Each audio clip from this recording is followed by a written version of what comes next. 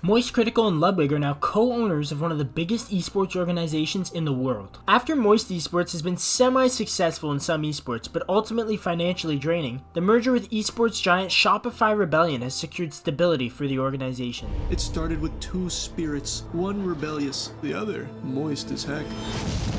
Locked in an endless battle to the death.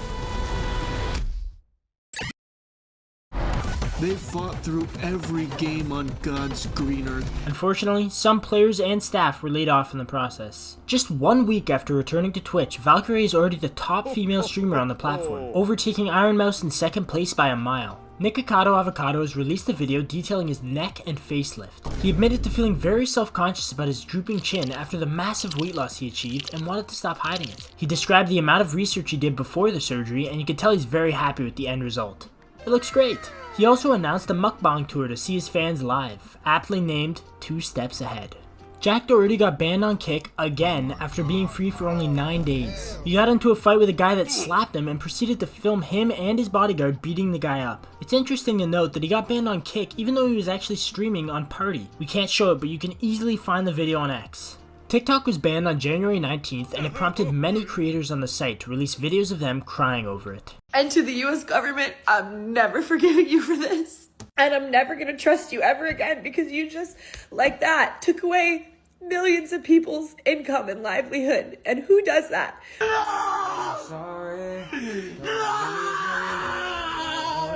However, not even a day later, it was announced that Trump had made an executive order to reinstate TikTok, making many very happy that they don't need to say goodbye to their Chinese spies. This decision by Trump will only keep TikTok around temporarily, but he hopes that the US will be able to have a 50% ownership over the app, despite the parent company of TikTok not wanting to sell their app and beloved algorithm. Surprisingly, it seems like the banning of TikTok could have led to many more Americans trying to learn Mandarin as they moved to RedNote, a TikTok alternative that was made for Chinese viewers. Duolingo saw a 216% increase in Americans learning Chinese from last year, with a large spike right when the ban was announced.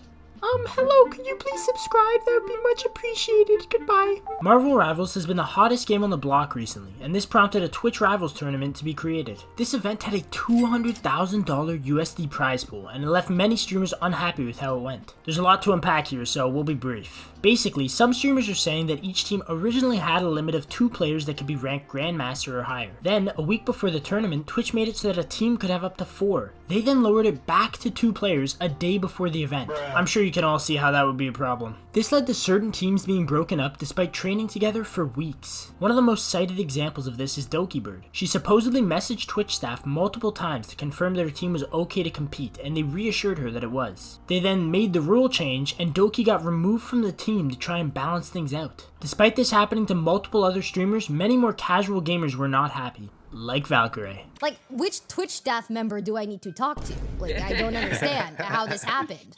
Abe, give me their actually. Send me DM me. I actually need to say something.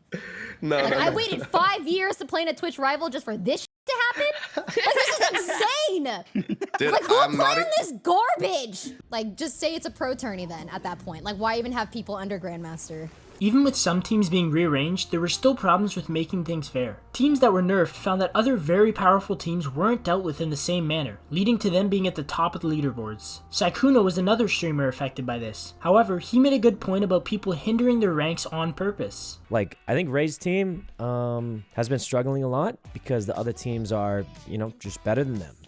There's a couple rule changes that made their team weaker. It was rigged against them, but at the same time, everybody on Ray's team stopped at like Platinum 199 rating or whatever because they knew they could rank up higher but didn't, so they could enter the tournament, right? Basically, there's no like accurate solution, right? But they just didn't play so they could stay at Plat 1. This whole event seems to have been a pretty big mess, but we have to say it cannot be easy to organize all this. Funnily enough, Dokibird's team ended up actually winning the whole tournament, even with her being removed from the team. We did it for you, my Oshi! It was for you! Let's go! We did it! It was for you! Oh my god! We fucking did it! I'm so proud of you guys! Wes Watson, known for being an internet tough guy, had a mega crash out at the gym. And by mega, we mean mega. A supposedly 7-foot tall man challenged him to a fight because Watson is known for boasting online about fighting anyone. The large man set up his phone to record and went up to him, only to be 4v1'd by Watson and his goons. It's too graphic for us to show it here, but you can definitely find it on X. Mr. Beast was caught trying to guilt trip Pegasus in order to maybe receive a better review for Beast Games. It's safe to say, Pegasus absolutely mogged him. Is it my fault your show is ass, man? Like, I don't know what you want. I'm allowed to give my opinion. He said, yeah, you're allowed to give your opinion. But I don't know, the call was weird. In a recent Misfits boxing event, KSI was seen beefing with 44-year-old former professional soccer player Wayne Bridge. Are you the guy that let John Terry smash your ass? I'm pretty sure that's what you're known for. Vanessa! Whoa! Vanessa! Whoa! Alright, let's do it. Let's do it, bro. Yeah, you felt that, huh?